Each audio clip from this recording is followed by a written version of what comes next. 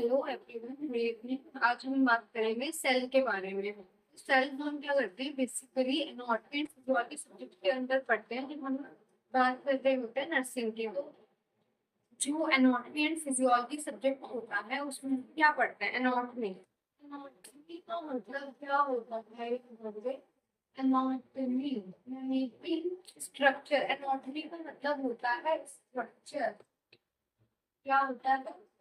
Structure होता है।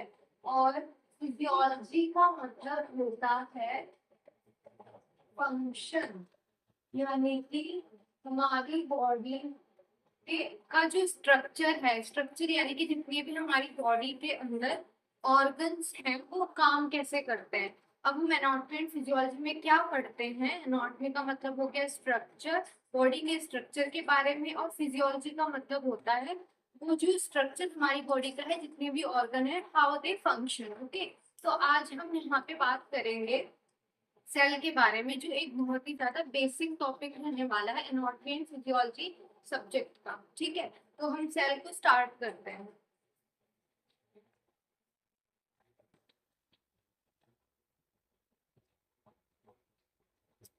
अब हम यहाँ पे क्या पढ़ने वाले हैं? सेल के बारे में पढ़ने वाले हैं। ठीक है, सेल।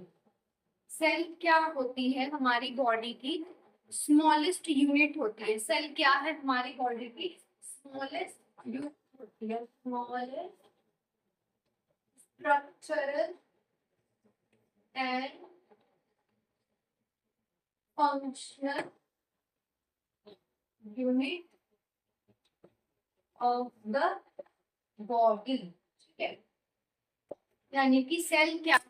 हमारी बॉडी की सबसे छोटी यूनिट, मतलब इकाई होती है, जिससे हमारी बॉडी में जितने भी ऑर्गन्स है, जब वो बनना स्टार्ट होता है तो सबसे पहले क्या होता है? एक सेल का सेल बनती है। उसके बाद सेल मिलके क्या बनाती है? टिश्यूज बनाती है। बहुत सारी सेल मिलके फिर टिश्यूज क्या बनाते हैं? बहुत सारे टिश्यूज मिलके ऑर्गन्स बनाते हैं। ऑर्गन से फिर क्या बनता है? एक पूरा सिस्टम बनता है। तो बेसिकली अगर हम सेल की डेफिनेशन के बारे में बात करेंगे तो सेल क्या होती है? स्मॉलेस्ट स्ट्रक्चरल फंक्शनल यूनिट होती है हमारी बॉडी की। ठीक है, अब जो सेल होती है ना, उसकी डिस्कवरी किसने की थी? तो हम यहाँ पे बात करने वाले हैं कि सेल की डिस्कवरी जो है वो किसने की थी। सेल की जो डिस्कवरी थी वो की थी रॉबर्ट हुक ने। रॉबर्ट हुक ने सेल की डिस्कवरी रॉबर्ट हुक ने की थी। और कब की थी सेल की डिस्कवरी? वो की थी 1665 में। मैं बीच बीच में आपको क्या बताती जाऊंगी, इंपॉर्टेंट क्वेश्चंस में बताती जाऊंगी जो एग्जाम के पर्पज से काफी इंपॉर्टेंट होते हैं। ठीक है, तो जो सेल की डिस्कवरी थी, सेल की डिस्कवरी किसने की थी? रॉबर्ट ने की थी। कब की थी? 1665 में की थी। ठीक है, अब सेल क्या होती है हमारी बॉडी में? मैंने बताया स्ट्रक्चरल फंक्शनल यूनिट होती है हमारी बॉडी में। ठीक है, अब एक वर्ड आता है साइटोलॉजी। साइटोलॉजी एक वर्ड आता है। ठीक है, साइटोलॉजी। तो यहाँ पे साइटो का मतलब होता है रिलेटेड टू सेल और लॉजी का मतलब होता है स्टडी। तो cytology is the study of the cell. ठीक है, साइटोलॉजी क्या होती है? स्टडी होती है किसकी? सेल की। ठीक है, cytology is the study of the cell. ठीक है, अब जो साइटोलॉजी होती है ना कि यानी कि स्टडी ऑफ सेल क्या होती है?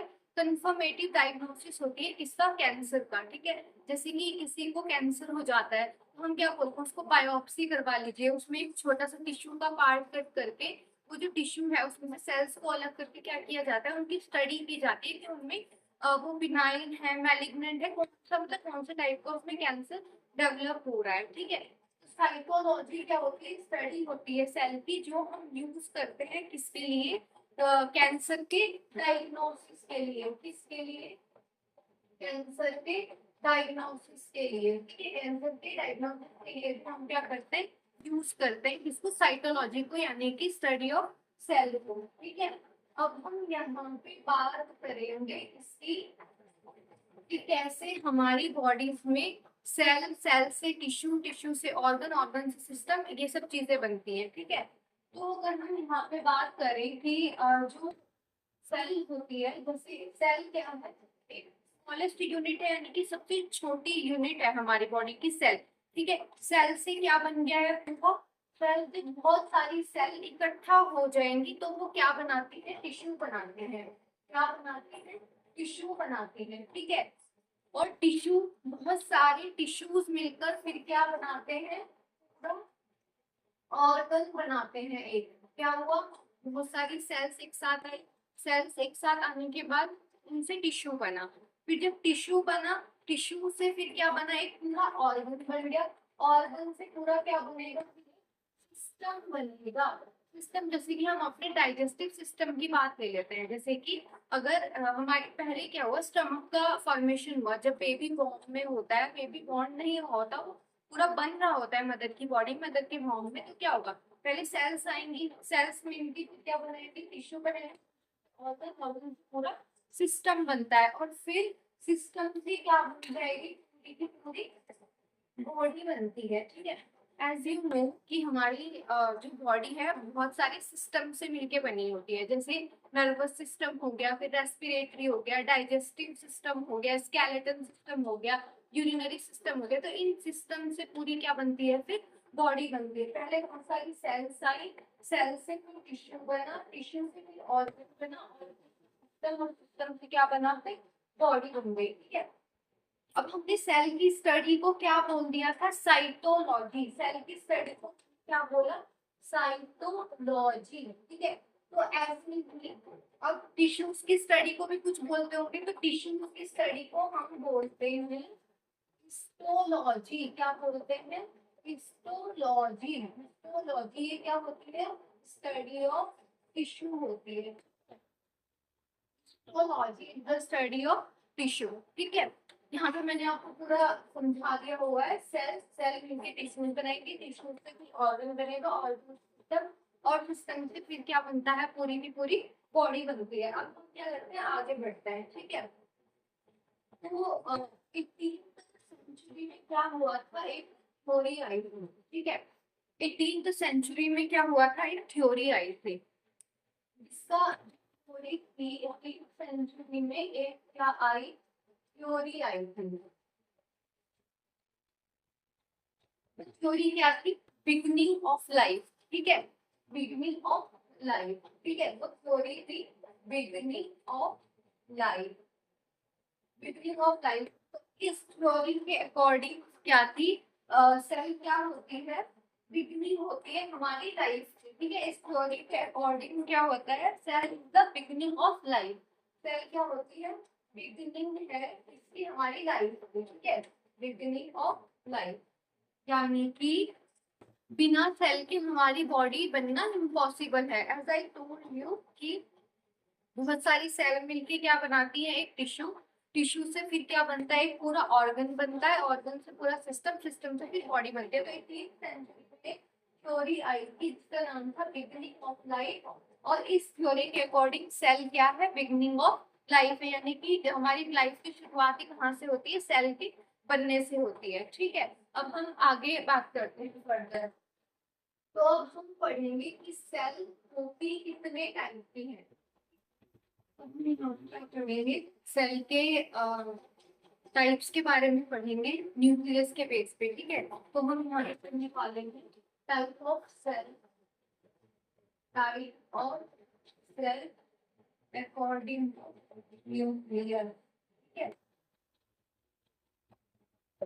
Type of cell according to nucleus में यहाँ पे क्या करने वाले हैं, पढ़ने वाले हैं। ठीक है, अब जो सेल होती है ना न्यूक्लियस के बेस पे, वो दो टाइप की होती है। ठीक है, एक होती है हमारी प्रोकैरियोटिक सेल, और एक होती है यूकैरियोटिक सेल। एक होती प्रोकैरियोटिक सेल और एक होती यूकैरियोटिक सेल्स। ठीक है, तो अब यहाँ पे क्या होने वाला है, प्रो का मतलब होता है फॉल्स। ये आपको प्रो लिखा हुआ दिख रहा है, प्रो का मतलब बेसिकली क्या होता है, फॉल्स होता है। फॉल्स यानी कि एफ। ठीक है, और कैरियो, जो आपको यहाँ पे ये कैरियो लिखा हुआ दिख रहा है, कैरियो, कैरियो का मतलब होता है न्यूक्लियस। क्या होता है? न्यूक्लियस।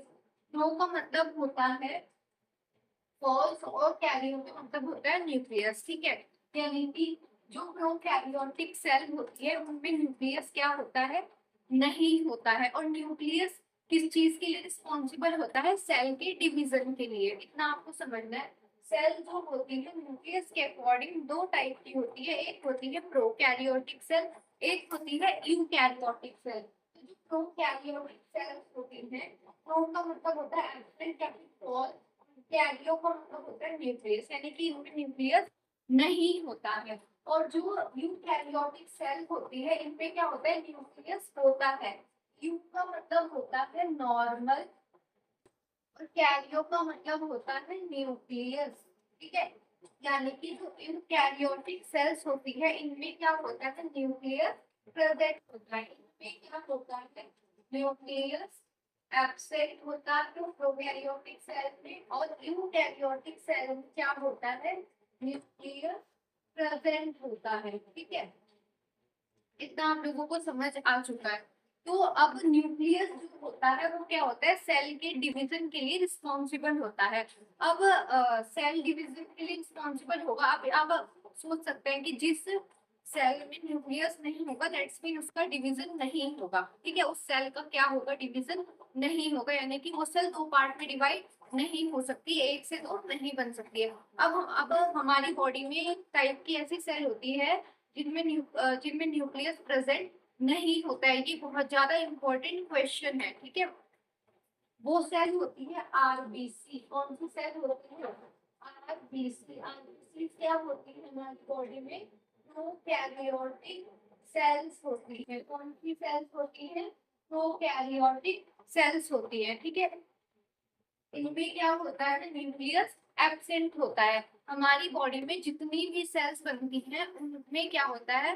न्यूक्लियस होता है, न्यूक्लियस होगा, बट आरबीसी में नहीं होता। और एक टाइप की दूसरी सेल भी होती है जो होती है न्यूरॉन्स। न्यूरॉन्स में भी क्या होता है? न्यूक्लियस एब्सेंट होता है। न्यूरॉन्स में भी क्या होता है? न्यूक्लियस एब्सेंट होता है। ठीक है, एब्सेंट होता है। तो यानी कि हमारी बॉडी में दो टाइप की ऐसी सेल है, आरबीसी और न्यूरॉन, जिनमें न्यूक्लियस नहीं होता है।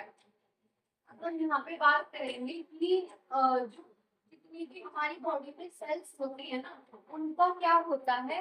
प्रोकैरियोट से यूकैरियोट में कन्वर्जन होता है। यानी कि हमारी बॉडी की सारी सेल्स पता है कैसे बनती है? उनमें शुरुआत में तो क्या होगा? न्यूक्लियस नहीं होगा। शुरुआत में जब वो बनना शुरू होंगे उनमें न्यूक्लियस नहीं होता है, बट बाद बाद में उसमें न्यूक्लियस अपीयर हो जाता है जब वो मैच्योर हो जाती है। बट जो आरबीसी होती है ना हमारी बॉडी में, आरबीसी में क्या होता है? जब वो इमेच्योर स्टेज में होती है ना, इमेच्योर स्टेज में, तो उसमें क्या होता है? न्यूक्लियस प्रेजेंट होता है। जब ये आरबीसी क्या होंगी?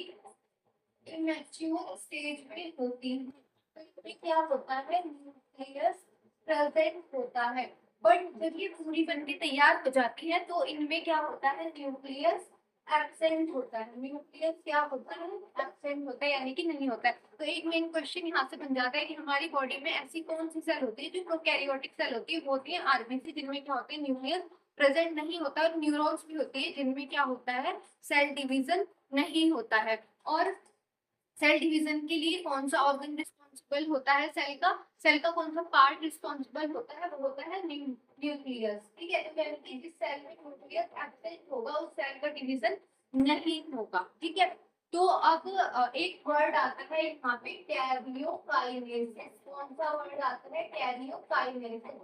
Karyokinesis karyo related to nucleus, और काइनेसिस का मतलब होता है डिवीजन।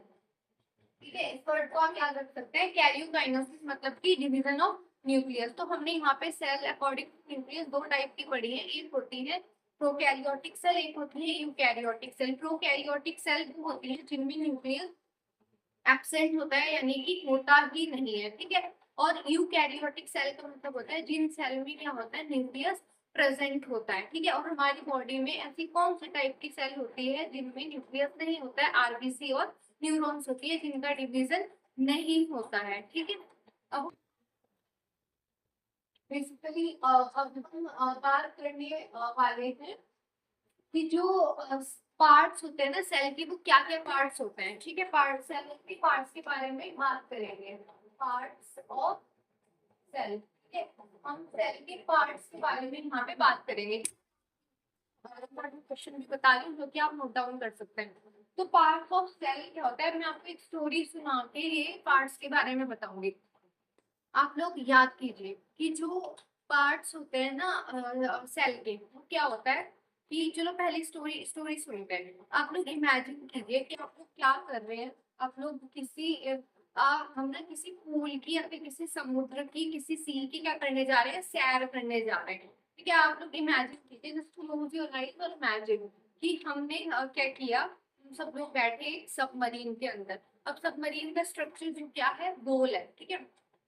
अब वो जो स्ट्रक्चर है वो क्या है, गोला। आप उसके अंदर बैठे पैक हुए।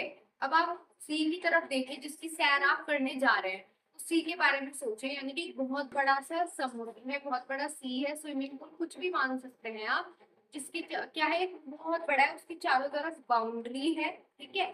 आप अभी बाहर ही हैं सबमरीन के अंदर बैठ के, उस कुछ बाहर से ही देखे, उसकी चारों तरफ बाउंड्री है, बाउंड्री के अंदर क्या है, पानी है, पानी। अब वो जो पानी आपको दिख रहा है, उस पानी के अंदर आपने जाना है। अब हम चलते हैं, आप सबमरीन में बैठ के पैक हुए, आपने क्या किया, आपने चलना शुरू किया, ठीक है। अब हम उस पानी के अंदर, उस समुद्र के अंदर जा चुके हैं। अब आप इमेजिन कीजिए कि आप सबमरीन में बैठ के समुद्र की सैर कर रहे हैं। तो उस सैर में आपको अपने चारों तरफ क्या दिख रहा है, पानी। पानी के अंदर आपको बहुत सारी मछलियां, जितने भी सी एनिमल्स होते हैं, वो सब आपको वहां पे दिख रहे हैं, ठीक है। अब आप वहां पे चलते जा रहे हो, चलते जा रहे हैं, आपको अलग अलग टाइप के जो सी एनिमल्स हैं वो दिख रहे हैं, फिश दिख रही है, जितने भी वहां पे एनिमल्स होते हैं वो सारे आपको दिख रहे हैं। अब आपने स्टोरी पढ़ी, अब आप, अभी हम क्या करेंगे, इसी स्टोरी के बेस पे क्या करेंगे, इस पार्ट्स के बारे में बात करेंगे, सेल पे, ठीक है। अब मैंने आपको क्या बताया था, आप किसी समुद्र के अंदर जा रहे हैं, आपको क्या दिख रहा है बाहर से, पहले उस समुद्र की, उस सी की बाउंड्री दिख रही है, ठीक है। अब आप इमेजिन करेंगे, यहाँ पे मैं जो जो लिखूंगी उनसे हम रिलेट करके पढ़ेंगे।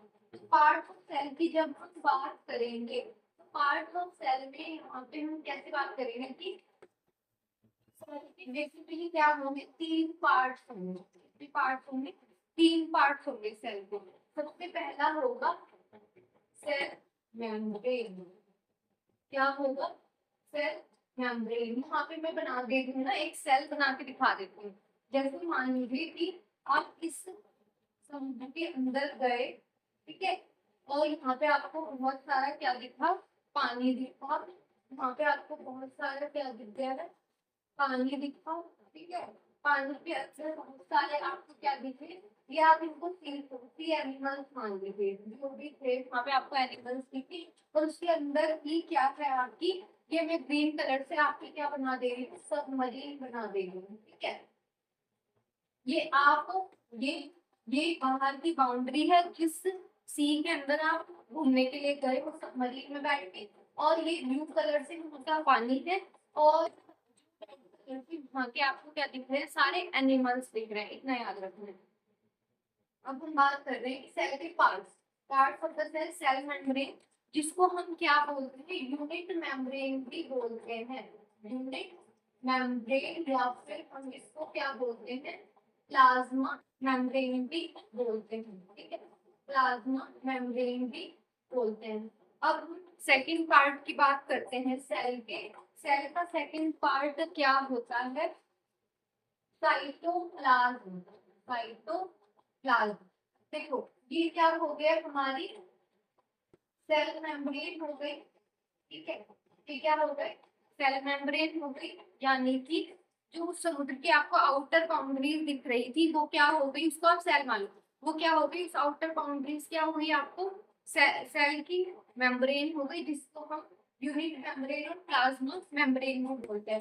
दूसरा, जब हम उस बाउंड्री के अंदर अपने सबमरीन को लेके गए, तो आपको वहां पे पहले क्या दिखा, पानी दिखा। अब वो पानी क्या है, साइटोप्लाज्म। पानी को हम क्या बोलते हैं सेल के अंदर, साइटोप्लाज्म बोलते हैं, ठीक है, साइटोप्लाज्म बोलते हैं, ठीक है। अब जो ये जो साइटोप्लाज्म है, इसकी जो कंसिस्टेंसी होती है। कंसिस्टेंसी का मतलब होता है इसकी जो वो होती है ना, थिकनेस मान सकते हो आप, कैसी होती है, मतलब ये कैसा होता है। तो जैसे आप ग्रेवी बनाते हो सब्जी की, बोलते हो ना कि थोड़ा सा गाढ़ी बनानी है, पतली बनानी है, तो ये कैसा होता है, सेमी सॉलिड होता है। साइटोप्लाज्म की ये बहुत ज्यादा इम्पोर्टेंट क्वेश्चन है कि जो साइटोप्लाज्म होता है इसकी कंसिस्टेंसी कैसी होती है, सेमी सॉलिड होती है। कैसी होती है, सेमी सॉलिड होती है। कैसी होती है, सेमी सॉलिड, यानी कि ये क्या होता है, जैसे आप कई बार दाल बनाते हो ना, मतलब ना तो वो ज्यादा गाढ़ी होती है, ना वो ज्यादा क्या होती है, पतली होती है। तो ऐसे ही क्या होते हैं, सेल के अंदर जो पानी होता है यानी कि साइटोप्लाज्म होता है, वो कैसा होता है, थोड़ा सा ना तो वो ज्यादा गाढ़ा होगा ना वो पतला होगा, ठीक है। तो उसकी कंसिस्टेंसी कैसी है, सेमी सॉलिड है। अब सोचो आप, इस सेमी सॉलिड को अगर आपने अलग अलग करना है, यानी कि उसका पानी अलग करना है और उसका जो थिक थिक पार्ट है वो अलग करना है, तो वो मान लो आपने को छन्नी से छान दिया, तो पानी अलग हो गया, उसके जो थिक थिक पार्ट्स क्या हो गए, अलग हो गए, ठीक है। तो सेमी सॉलिड मैंने इसकी कंसिस्टेंसी बताई, अब हमने इसको छाना, तो जो पानी निकला, जो पानी आया ना इसमें से, वो क्या हो गया, अ, वो क्या हो गया हमारा साइटोसोल। इसको हम क्या बोलते हैं, साइटोसोल बोलते हैं, ठीक है। तो जो इस साइटोप्लाज्म का क्या होता है, पानी वाला पार्ट होता है, उसको हम बोलते हैं साइटोसोल, यानी कि ये भी इम्पोर्टेंट क्वेश्चन है, एक्वस कंपोनेंट ऑफ साइटोप्लाज्म। वो क्या होता है, यानी कि पानी वाला जो पार्ट होता है किसका, साइटोप्लाज्म का, उसको हम क्या बोलते हैं, साइटोसोल बोलते हैं। क्या बोलते हैं, साइटोसोल बोलते हैं, ठीक है। और जो इसका कौन से वाला पार्ट होता है, थिक वाला, मैंने आपको बताया जो साइटोप्लाज्म सेमी सॉलिड थी, जब उसकी कंसिस्टेंसी सेमी सॉलिड थी आपने उसे छान दिया, पानी अलग कर दिया और उसका जो थिक थिक वाला पार्ट था वो अलग कर दिया। अब जो पानी वाला पार्ट उसको हमने क्या बोल दिया, साइटोसोल बोल दिया है, ठीक है। अब जो इसमें से आपको थिक वाले पार्ट्स मिले थे उसको हम क्या बोलते हैं, ऑर्गेनिल्स, क्या बोलते हैं, ऑर्गेनिल्स बोलते हैं। अब आप याद करो, आप उस समुद्र के अंदर गए थे अपनी सबमरीन में बैठ के, सबमरीन के अंदर सबमरीन आपने उस सी में क्या देखा, बहुत सारा पानी देखा, पानी के अंदर आपने सारे क्या देखे, एनिमल्स देखे। तो आप सोचो कि आपने इन एनिमल्स को इस पानी से अलग कर दिया, तो जो पानी आपके पास बचा है वो क्या हो गया, साइटोसोल हम उसको बोलते हैं। और जो जो ये वाले सी एनिमल्स हो गए, इनको हमने क्या नाम दे दिया है, ऑर्गेनिल्स नाम दे दिया है, ठीक है। तो ऑर्गेनिल्स क्या होते हैं, सॉलिड पार्टिकल्स होते हैं, सॉलिड पार्टिकल्स ऑफ साइटोप्लाज्म। क्या होते हैं, सॉलिड पार्टिकल्स होते हैं साइटोप्लाज्म। हमने सेल के दो पार्ट के बारे में बेसिकली डिस्कस किया है। सबसे पहले हमने पढ़ा सेल मेम्ब्रेन, जब आप उस सी की सैर करने जा रहे थे, बाहर से आपने जो बाउंड्री देखी उसको आपने cell membrane, plasma membrane, unit membrane बोल दिया। दूसरा, जब आप पानी के अंदर एंट्री की है आपने, तो वहां पे आपको क्या दिखा, बहुत सारा पानी दिखा, पानी के अंदर आपको सी एनिमल्स दिखे। अब आपने उस पानी को अलग कर दिया और जो आपका सॉलिड पार्टिकल यानी कि सी एनिमल थे उनको अलग कर दिया, तो जो पानी था उसको हमने क्या बोल दिया है, साइटोसोल, यानी कि aqueous component of the cytoplasm is called cytosol. ये बहुत ज्यादा इंपॉर्टेंट क्वेश्चन है। और जो सॉलिड पार्टिकल्स आपको उसमें से मिले थे उनको हमने बोल दिया है ऑर्गेनिल्स, ठीक है। यहाँ तक हमने दो पार्ट सेल के डिस्कस कर लिए। हमने पढ़ा सेल मेम्ब्रेन, इसके बाद साइटोप्लाज्म, साइटोप्लाज्म के अंदर ऑर्गेनिल्स। अब आप सोचो कि जो तीसरा आपकी सबमरीन है इसको भी हम कुछ नाम दे देते हैं, ठीक है। उसको हमने नाम क्या दे दिया है, न्यूक्लियस। हमने क्या नाम दे दिया है इसको, न्यूक्लियस। हमने वहां पे इसको क्या दे दिया है, नाम दे दिया है, ठीक है। ये क्या है, न्यूक्लियस है, ठीक है। और न्यूक्लियस क्या होता है, सेल डिवीजन के लिए रिस्पॉन्सिबल होता है और ये ऐसे सेल के मिडिल में प्रेजेंट होता है, ठीक है। अब हम न्यूक्लियस के बारे में पढ़ते हैं, ये आप नोट डाउन कर लीजिएगा, मैं इसको इरेज कर रही हूँ, ठीक है। अब जो न्यूक्लियस होता है, न्यूक्लियस के भी तीन पार्ट्स होते हैं, ठीक है। न्यूक्लियस के कितने पार्ट्स होते हैं, तीन पार्ट्स होते हैं, अलग से न्यूक्लियस के तीन पार्ट्स होते हैं। तो सबसे पहला जो न्यूक्लियस का पार्ट होता है, देखो ये आपने ये सारा पढ़ दिया, अब हम इस पे बात करते हैं। पिंक कलर से मैंने बनाया हुआ है, ये क्या है, न्यूक्लियस है। अब आप अपनी सबमरीन को इमेजिन करो, आप सबमरीन के अंदर बैठे हो, ऊपर से जो वो पूरा शीशा लगा हुआ है जिसके थ्रू आप बाहर देख रहे हो, वो क्या हो गई आपकी न्यूक्लियर मेम्ब्रेन हो गई। आप इसको क्या बोलोगे, न्यूक्लियर मेम्ब्रेन, न्यूक्लियर मेम्ब्रेन बोलोगे, ठीक है। अब आप सोचो कि ये जो न्यूक्लियर मेम्ब्रेन हो गई आपके सबमरीन का जो ऊपर का ग्लास है वो आपको जो प्रोटेक्शन प्रोवाइड कर रहा है वो क्या हो गई, न्यूक्लियर मेम्ब्रेन। अब आप इसके अंदर जाओ, आप सबमरीन के अंदर बैठे हो, मान लो आपके चारों तरफ थोड़ा थोड़ा पानी है, ठीक है, उस आपकी सबमरीन के अंदर थोड़ा थोड़ा पानी है, तो उसको आपने क्या बोलना है, न्यूक्लियोप्लाज्म बोलना है। क्या बोलना है, जैसे हमने सेल के अंदर साइटोप्लाज्म बोला था, सेल के अंदर का जो पानी था यानी कि समुद्र के अंदर का जो पानी था हमने उसको क्या बोला था, साइटोप्लाज्म। ऐसे न्यूक्लियस के अंदर जो पानी होता है उसको हम क्या बोलते हैं, न्यूक्लियोप्लाज्म बोलते हैं। क्या बोलते हैं, न्यूक्लियोप्लाज्म बोलते हैं, ठीक है। अब इस न्यूक्लियोप्लाज्म के अंदर क्या होता है, न्यूक्लिक एसिड प्रेजेंट होता है। न्यूक्लिक एसिड का मतलब होता है कि अभी हम बेसिक बेसिक चीजों की बात कर रहे हैं, तो आप इतना सोच लो कि इसके अंदर आरएनए एंड न्यूक्लियोप्लाज्म के अंदर आरएनए एंड डीएनए प्रेजेंट होता है, ठीक है। आरएनए एंड डीएनए प्रेजेंट होता है, अभी इतना ही पढ़ना है बेसिक। अभी हम जो आगे डिस्कस करेंगे उसमें मैं आपको डीप में बताऊंगी, ठीक है। हमने इस सबमरीन के बारे में बात की जिसमें हमने पहले न्यूक्लियर मेम्ब्रेन बोली, जो आपकी सबमरीन का ग्लास था जो आपको प्रोटेक्शन दे रहा था, वो हो गई आपकी न्यूक्लियर मेम्ब्रेन। आपकी सबमरीन की क्या है, न्यूक्लियस है। न्यूक्लियर आपकी सबमरीन न्यूक्लियस है, उसका जो आउटर पार्ट है उसको हमने न्यूक्लियर मेम्ब्रेन बोल दिया। फिर जो सबमरीन के अंदर थोड़ा थोड़ा पानी आप इमेजिन कर सकते हो, उसमें वो उसको हम बोलेंगे न्यूक्लियोप्लाज्म, यानी कि न्यूक्लियस के अंदर जो पानी होता है उसको आरएनए डीएनए सॉरी न्यूक्लियोप्लाज्म बोलते हैं। उस न्यूक्लियोप्लाज्म के अंदर आरएनए डीएनए प्रेजेंट होता है, ठीक है।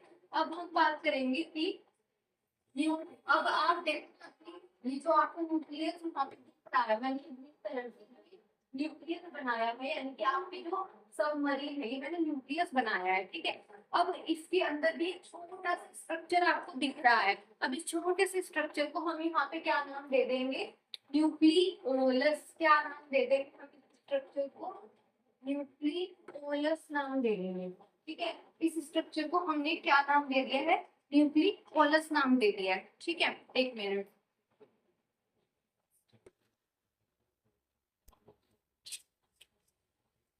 हमने अभी तक बात की है न्यूक्लियस को, ठीक है।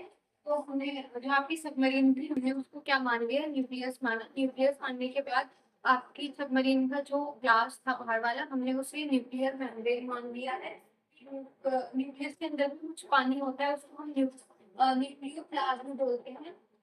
जो जिसके अंदर क्या होता है, न्यूक्लिक एसिड प्रेजेंट होता है। न्यूक्लिक एसिड क्या होता है, प्रेजेंट होता है, यानी कि आरएनए और डीएनए प्रेजेंट होता है। और न्यूक्लियस के अंदर क्या होता है, एक न्यूक्लियोलस भी प्रेजेंट होता है जो क्या करता है, आरएनए बनाता है। क्या करता है, आरएनए बनाता है, जो क्या करता है बेसिकली आरएनए का फॉर्मेशन करता है। तो अगर आपके क्वेश्चन पूछा जाए कि जो आरएनए होता है यानी कि राइबोन्यूक्लिक एसिड वो बनता है कहाँ पे, वो किसमें बनता है, न्यूक्लिक ओलस में बनता है। फिर जो आरएनए होता है वो क्या करता है, आगे जाके प्रोटीन के फॉर्मेशन में हेल्प करता है। तो अभी हमने जो मेन पढ़ना है वो पढ़ते हैं, बाकी की चीजें आगे डिटेल में डिस्कस करेंगे।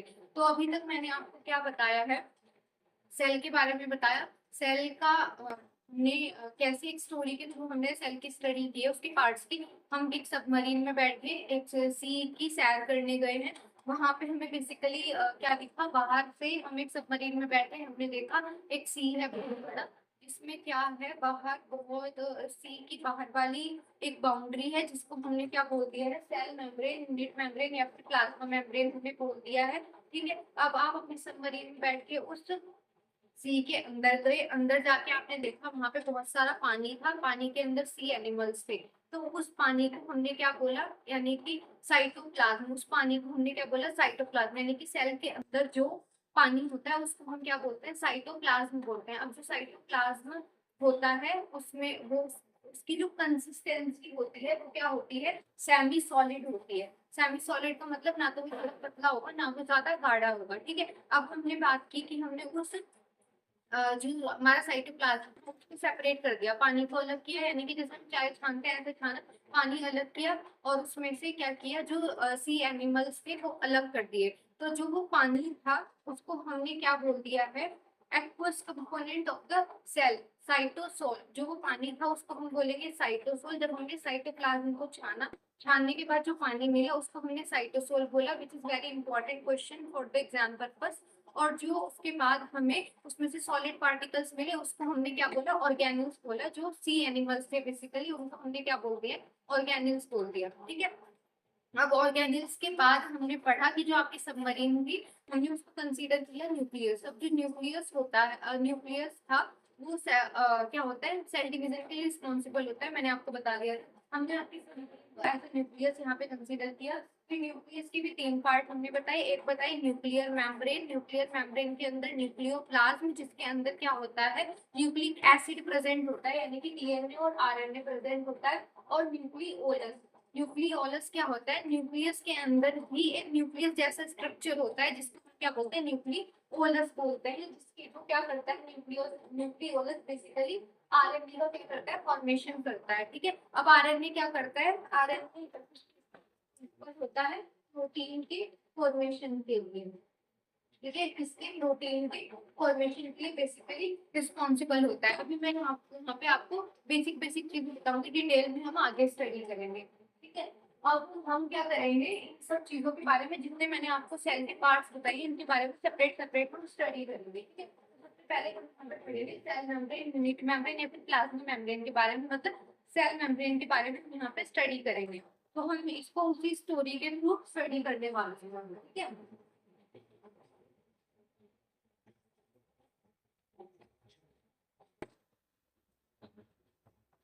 अब हम यहाँ पे बात करेंगे सेल मेम्ब्रेन के बारे में, इसके बारे में सेल मेम्ब्रेन के बारे में बात करेंगे, ठीक है।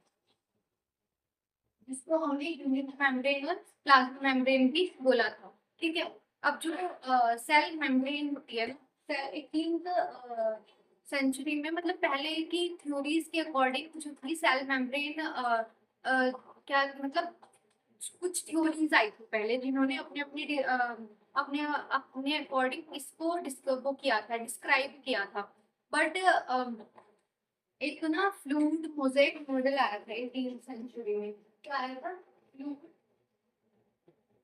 Model, fluid mosaic model.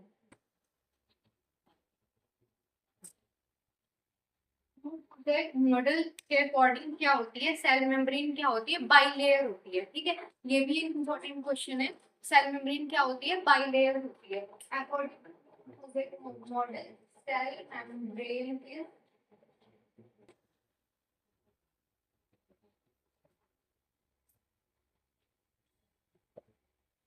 Cell membrane क्या होती है, बाइलेयर होती है, ठीक है। बाइलेयर का मतलब होता है, बाई का मतलब होता है दो, बाई का मतलब होता है टू। सेल मेम्ब्रेन क्या होती है, बाइलेयर होती है, यानी कि ये कैसे होती है कि ये जैसे दो हो गई, बाइलेयर मतलब ऐसे, मतलब इसमें दो लेयर्स होती है, ठीक है। अब हम यहाँ पे पढ़ेंगे तो मॉडल के according cell membrane five layer होती है, ठीक है। अब हम यहाँ पे बेसिकली कैसे पढ़ेंगे इसको कि जो ये सेल मेम्ब्रेन होती है बनी किन चीजों से होती है, ठीक है। तो सेल मेम्ब्रेन क्या होती है, दो कंपोनेंट से मिलकर बनी होती है, ठीक है। दो कंपोनेंट से क्या होती है, मिलकर बनी होती है। पहला होता है फोस्फोलिपिड प्लस ग्लाइकोप्रोटीन, ठीक है। फोस्फोलिपिड प्लस ग्लाइकोप्रोटीन, ठीक है। सेल मेम्ब्रेन बाइलेयर होती है, बनी किन किन चीजों से होती है, फोस्फोलिपिड प्लस ग्लाइकोप्रोटीन से मिलके क्या होती है, बनी होती है, ठीक है। तो अब इसको हमने क्या किया, फोस्फोलिपिड का मतलब होता है फोस्फोरस, फोस्फोरस और लिपिड मतलब फैट, ठीक है। फोस्फोलिपिड क्या है, ब्रेकडाउन करके लिखे फोस्फोरस प्लस फैट, ठीक है। ग्लाइकोप्रोटीन का मतलब यहाँ पे क्या होता है, glyco is related to glucose और प्रोटीन मतलब आपको बताइए प्रोटीन, यानी कि सेल मेम्ब्रेन क्या होती है, दो कंपोनेंट से मिलकर बनी होती है, वन इज फोस्फोलिपिड और सेकंड वन इज ग्लाइकोप्रोटीन, ठीक है। अब जो फोस्फोलिपिड और ग्लाइकोप्रोटीन सेल मेम्ब्रेन के अंदर अडहेयर कैसे होते हैं, किस मतलब मैनर में ये इनका स्ट्रक्चर सेल मेम्ब्रेन के अंदर ये लगा होता है, इनका स्ट्रक्चर कैसे सेल मेम्ब्रेन के अंदर बना होता है बारे में बात करेंगे। सेल मेम्ब्रेन क्या होती है, बाइलेयर होती है, दो कंपोनेंट से मिलकर बनी होती है, ठीक है। अब हम यहाँ पे बात करने वाले हैं दो चीजों के बारे में, फॉस्फोलिपिड और ग्लाइकोप्रोटीन के बारे में। तो पहले हम बात करेंगे फॉस्फोलिपिड के बारे में, ठीक है। फॉस्फोलिपिड जो होता है ना, उसका स्ट्रक्चर कुछ ऐसा होता है, हम यहाँ पे बात कर रहे हैं फॉस्फोलिपिड के बारे में बात कर रहे हैं, फॉस्फोलिपिड के बारे में बात कर रहे हैं। तो जो फॉस्फोलिपिड का स्ट्रक्चर होगा वो कैसा स्ट्रक्चर होगा, फॉस्फोलिपिड का ऐसा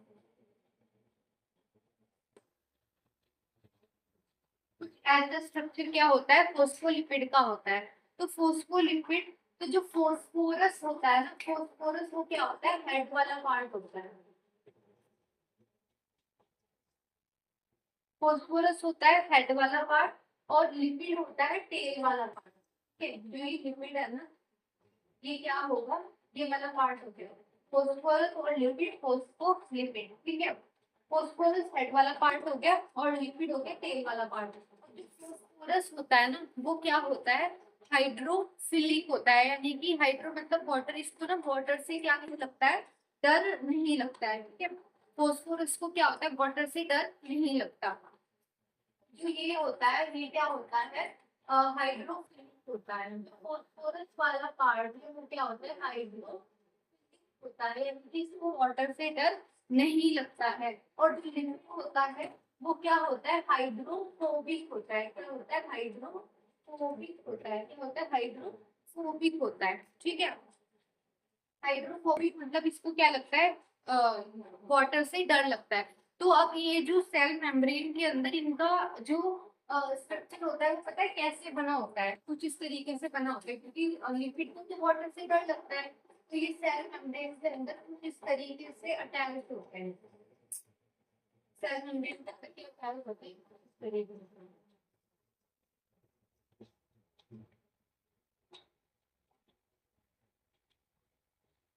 अब आपको समझ आ रहा होगा कि जो फॉस्फोरस वाला पार्ट है वो तो ऊपर है और लिपिड वाला पार्ट है वो बीच में है, ताकि वाटर के कांटेक्ट में ना आ सके, ठीक है।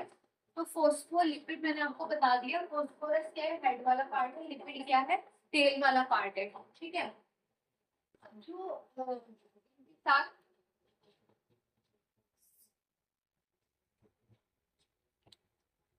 के साथ मैंने आपको बताया था कि ग्लाइकोप्रोटीन्स भी अटैच होते हैं, तो ग्लाइकोप्रोटीन क्या होंगे, कुछ इस तरीके से अटैच होते हैं। मैं आपको बता दूंगी कि ग्लाइकोप्रोटीन किस मैनर में अटैच हो गए, ठीक है।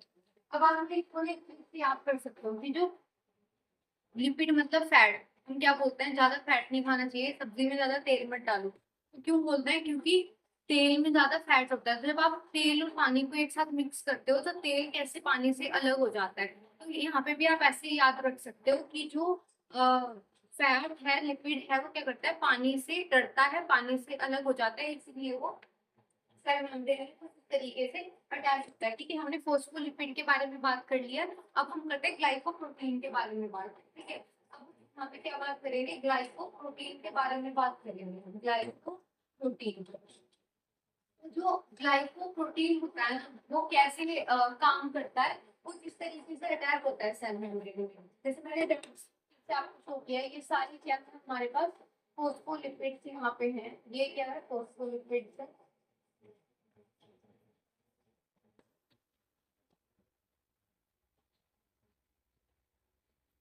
और ग्लाइकोप्रोटीन के बीच में कुछ इस तरीके से अटैच होता है,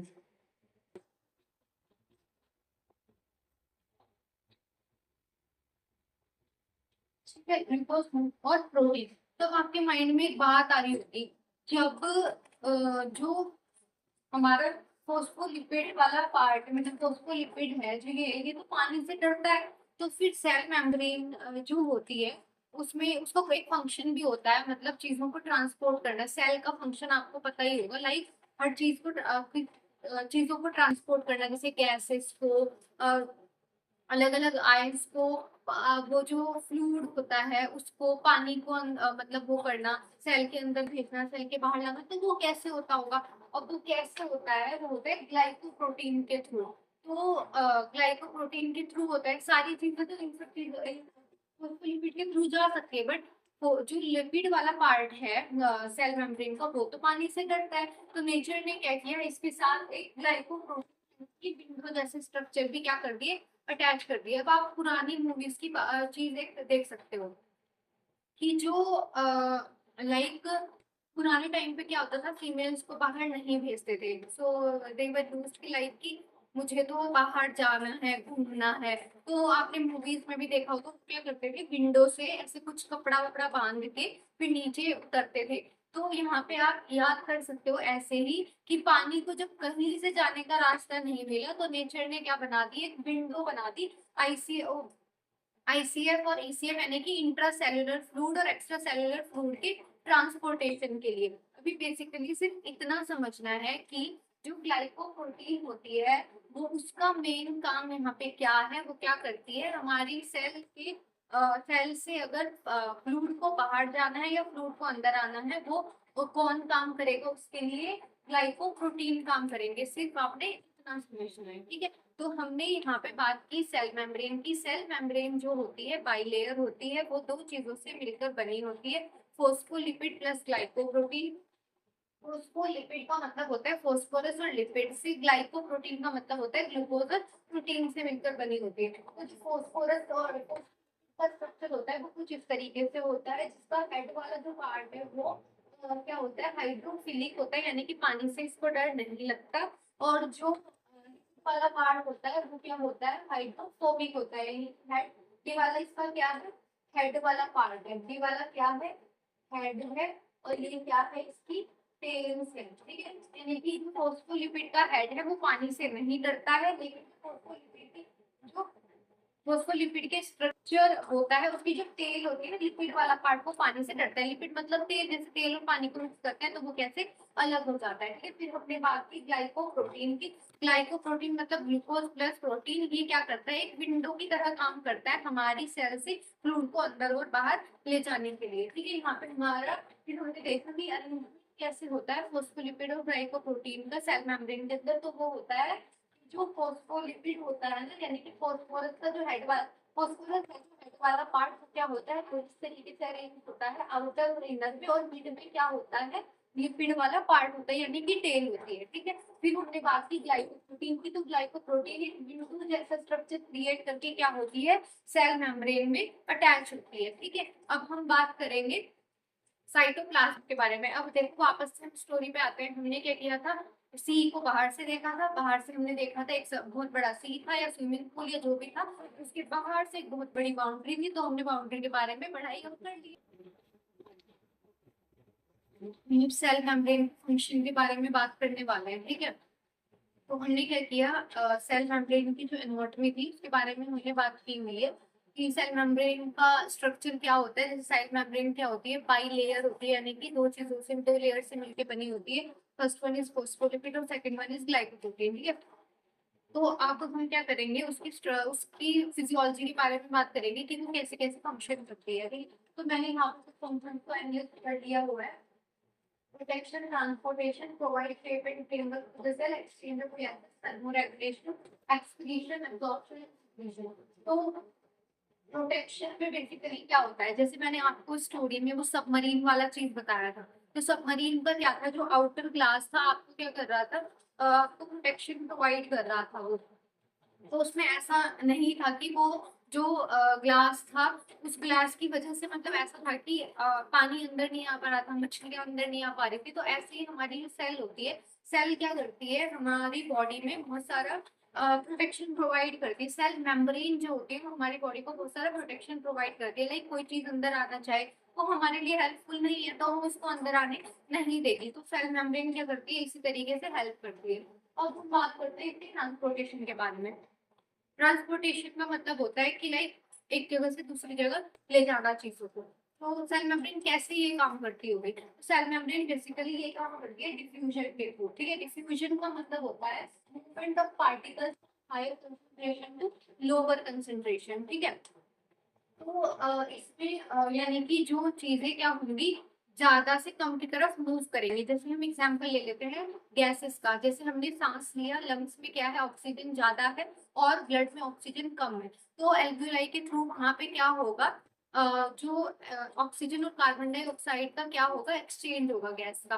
तो जो हमारी ऑक्सीजन है वो लंग्स से कहाँ जाएगी, ब्लड में जाएगी, और जो कार्बन डाइऑक्साइड है वो ब्लड से कहाँ जाएगी, लंग्स में जाएगी, ठीक है। नॉर्मली हो गया। अब बात करते हैं कि डिफ्यूजन जो है वो तीन तरीके से होता है, यानी कि जो मूवमेंट होता है सेल मेम्ब्रेन के अक्रॉस पार्टिकल्स का ट्रांसपोर्टेशन होता है, वो तीन तरीके से होता है। सिंपल डिफ्यूजन, फैसिलिटेटेड डिफ्यूजन और एक्टिव डिफ्यूजन। सिंपल डिफ्यूजन का मतलब होता है इसमें किसी भी प्रोटीन की, किसी भी एनर्जी की हमें जरूरत नहीं होती है। यानी कि जैसे मेरे ब्लड में ऑक्सीजन कम थी और कार्बन डाइऑक्साइड ज्यादा थी, बट मेरे जो लंग्स थे उसमें ऑक्सीजन ज्यादा थी, ठीक है।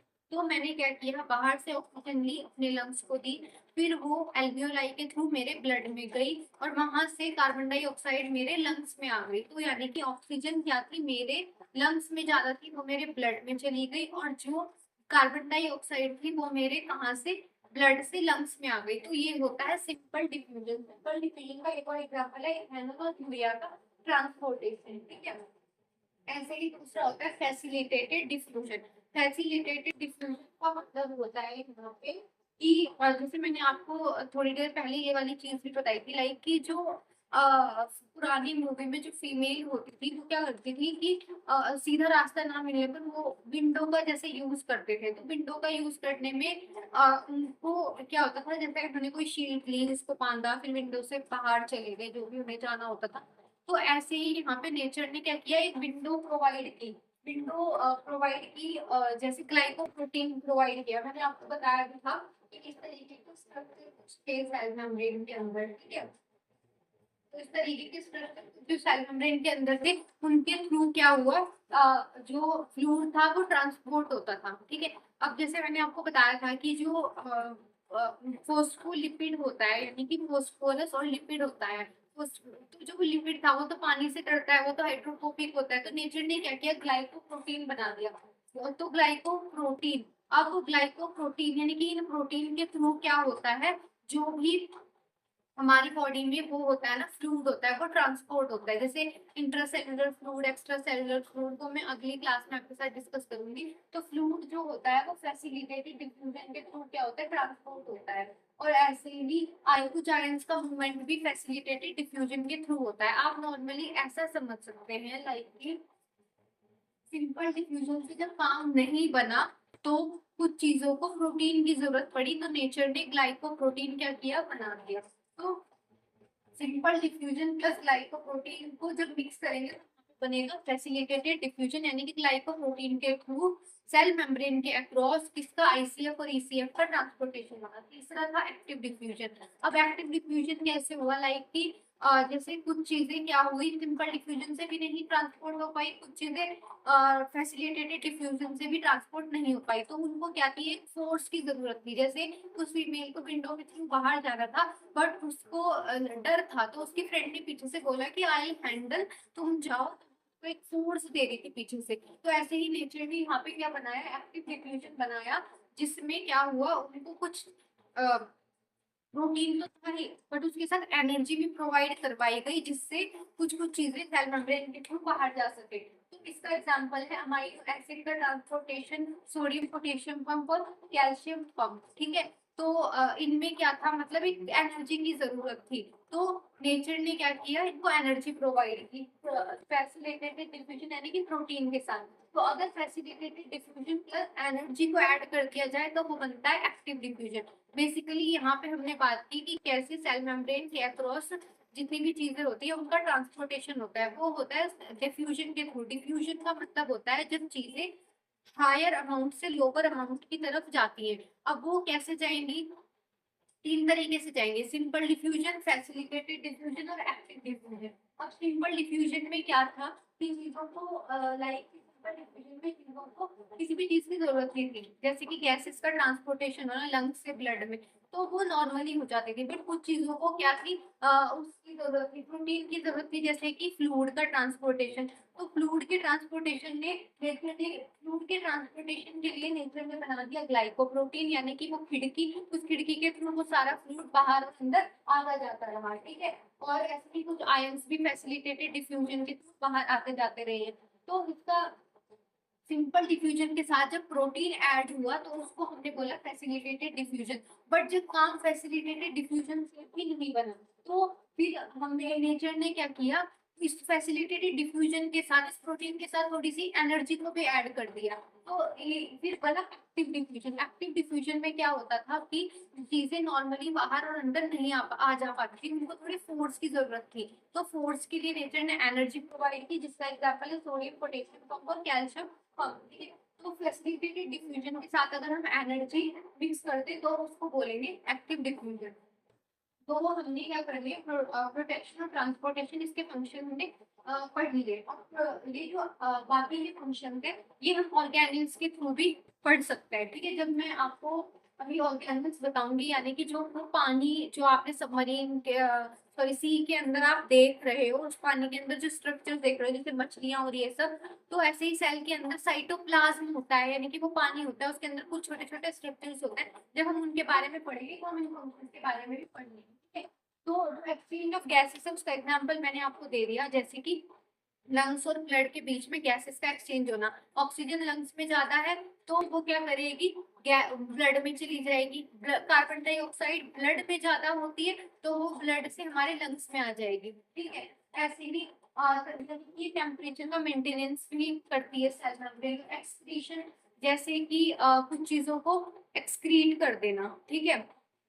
और एक्सक्रीट का मतलब होता है जो वेस्टेज प्रोडक्ट है उनको बाहर निकाल देना। एब्जॉर्प्शन का मतलब होता है सोखना किसी किसी चीज को, लाइक कोई चीज ज्यादा थी, ज्यादा अमाउंट में है, जैसे जैसे कॉटन करता है ना, जैसे पानी है, पानी को सोख लेता है, इस तरीके से।